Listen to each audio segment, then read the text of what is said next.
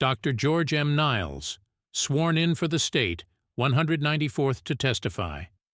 I confine my work to diseases of digestion. Every healthy stomach has a certain definite and orderly relation to every other healthy stomach. Assuming a young lady between 13 and 14 years of age at 11:30 April 26, 1913, eats a meal of cabbage and bread, that the next morning about 3 o'clock her dead body is found. That there are indentations in her neck where a cord had been around her throat, indicating that she died of strangulation. Her nails blue, her face blue, a slight injury on the back of the head, a contused bruise on one of her eyes. The body is found with the face down.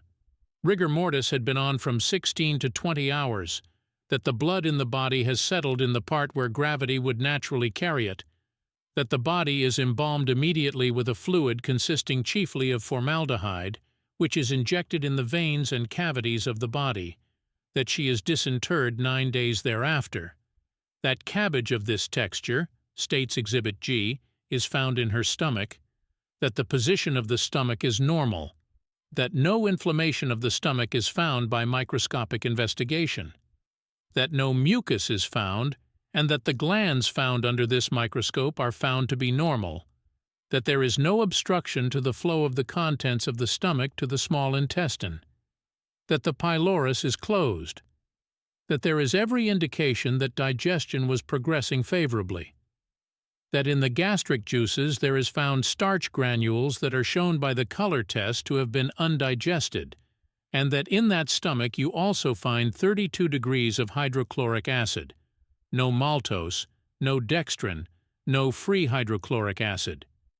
There would be more or less free hydrochloric acid in the course of an hour or more in the orderly progress of digestion of a healthy stomach where the contents are carbohydrates. I would say that indicated that digestion had been progressing less than an hour. The starch digestion should have progressed beyond the state erythrodextrin in course of an hour. There should have been enough free acid to have stimulated the pylorus to relax to a certain extent, and there should have been some contents in the duodenum. I am assuming, of course, that it is a healthy stomach and that the digestion was not disturbed by any psychic cause which would disturb the mind or any severe physical exercise.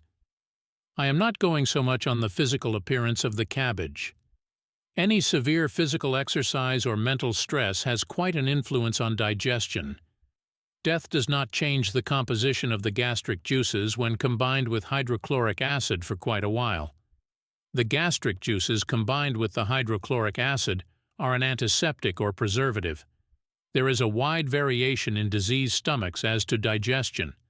Cross-examination. There are idiosyncrasies in a normal stomach, but where they are too marked I would not consider that a normal stomach. I wouldn't say that there is a mechanical rule where you can measure the digestive power of every stomach for every kind of food. There is a set time for every stomach to digest every kind of food within fairly regular limits, that is, a healthy stomach. There is a fairly mixed standard. There is no great amount of variation between healthy stomachs. I can't answer for how long it takes cabbage to digest. I have taken cabbage out of a cancerous stomach that had been in there 24 hours, but there was no obstruction. The longest time that I have taken cabbage out of a fairly normal stomach was between 4 and 5 hours. That was where it was in the stomach along with another meal. I found the cabbage among the remains of the meal 4 or 5 hours after it had been eaten. Mastication is a very important function of digestion. Failure to masticate delays the starch digestion. Starch and cabbage are both carbohydrates.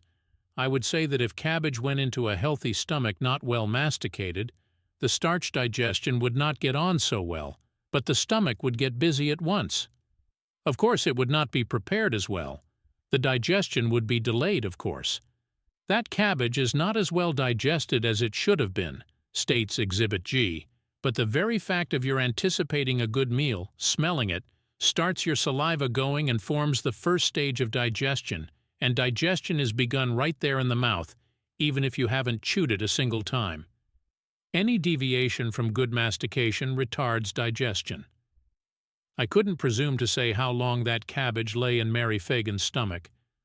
I believe if it had been a live, healthy stomach and the process of digestion was going on orderly, It would be pulverized in 4 or 5 hours. It would be more broken up and triturated than it is. I wouldn't consider that a wild guess. I think it would have been fairly well pulverized in 3 hours. Chewing amounts to a great deal, but there should be an amount of saliva in her stomach even if she hadn't masticated it thoroughly. Chewing is a temperamental matter to a great extent. One man chews his meal quicker than another. If it isn't chewed at all, the stomach gets busy and helps out all it can and digests it after a while. It takes more effort, of course, but not necessarily more time. What the teeth fail to do, the stomach does to a great extent. The stomach has an extra amount of work if it is not masticated. You can't tell by looking at the cabbage how long it had been undergoing the process of digestion. If that was a healthy stomach with combined acid of 32 degrees, and nothing happened either physical or mental to interfere with digestion, those laboratory findings indicated that digestion had been progressing less than an hour. I never made an autopsy or examination of the contents of Mary Phagan's stomach. Redirect examination. The first stage of digestion is starch digestion. This progresses in the stomach until the contents become acid in all its parts. Then the starch digestion stops until the contents get out in the intestines and become alkaline in reaction. Then the starch digestion is continued on beyond. The olfactories act as a stimulant to the salivary glands.